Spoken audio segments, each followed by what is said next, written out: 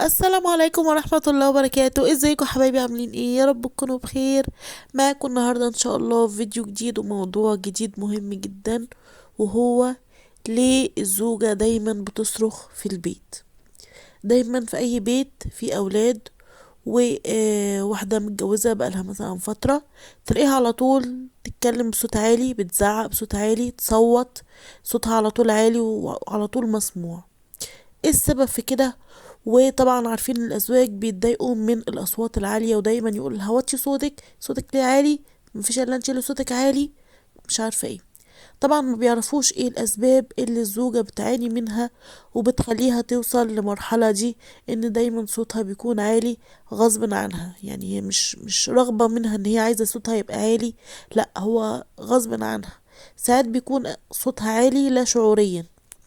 طيب نتعرف مع بعض على الأسباب دي يا حبايب قلبي. أول حاجة يا حبايب قلبي، آه طبعا الموضوع الصراخ ده بيكون تنفيس عن أحاسيس المرأة الدفينة جوه قلبها. تمام.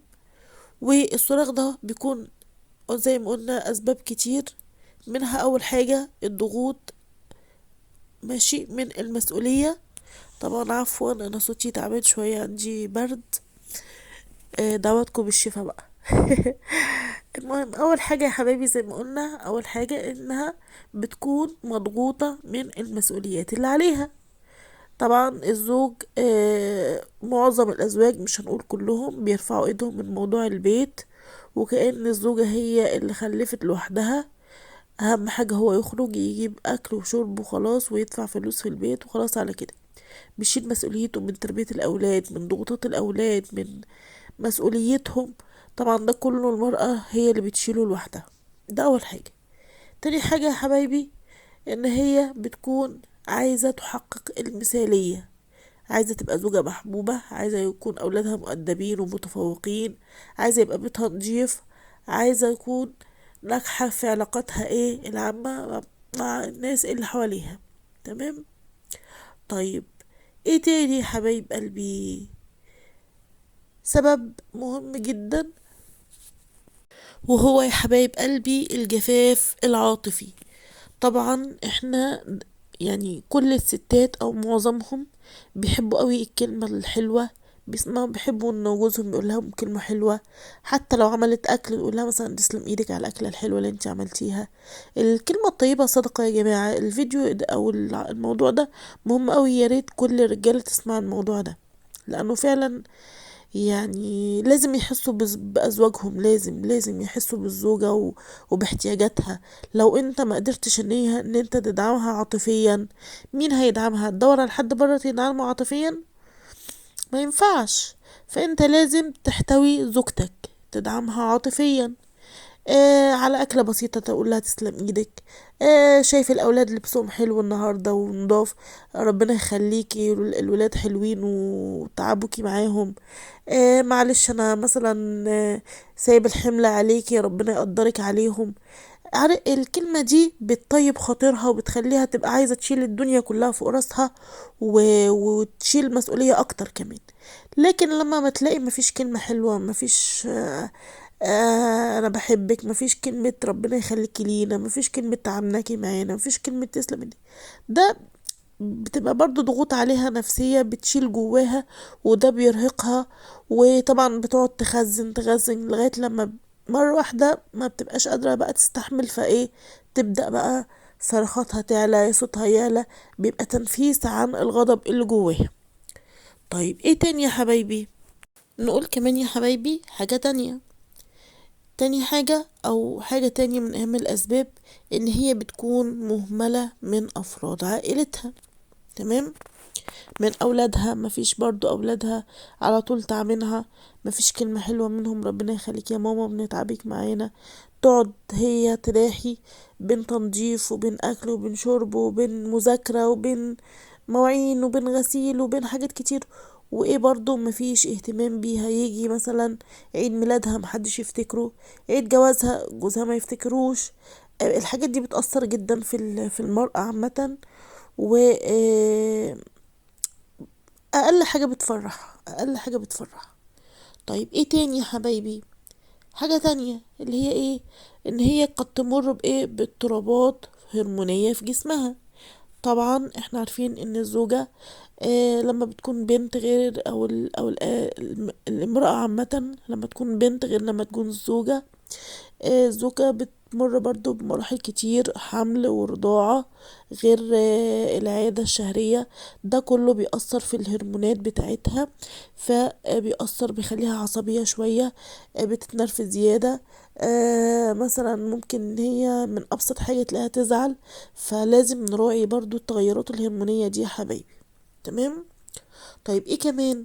ممكن تكون هي بتعمل مثلا رجيم، بتتبع حمية غذائية معينة، فبالتالي محرومة من بعض الطعام اللي هي بتحبه.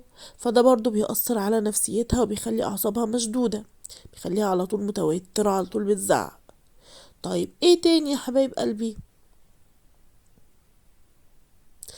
لما يكون شريك حياتها مثلا محسسها ان هو مش مكتفي بيها، وان هو مش سعيد معاها، وان هو لا، على طول على طول يطلع فيها عيب.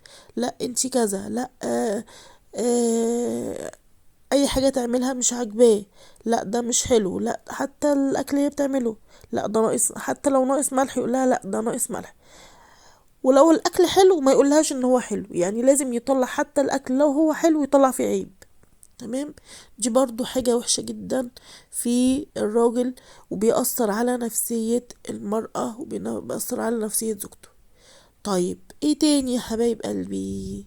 عدم سؤال الزوج عنها، ما يقولهاش انت عاملة ايه النهاردة، كويسة، ايه احوالك ايه، انت محتاجة ايه حاجة ساعدك فيها.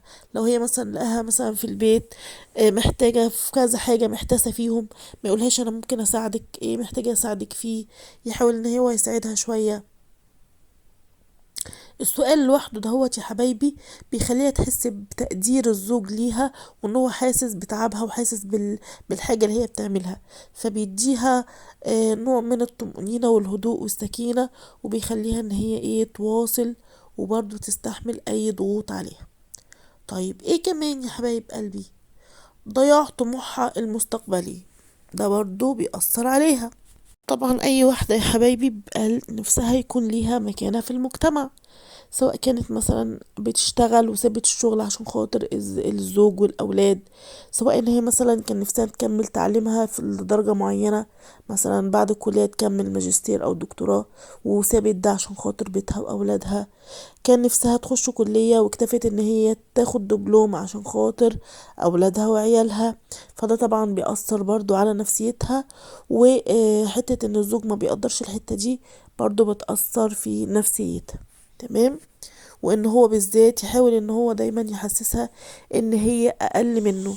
دي حاجة وحشة جدا، بتأثر طبعا على اعصابها، على نفسيتها والحالة المزاجية بتاعتها. طيب ايه كمان يا حبايب قلبي؟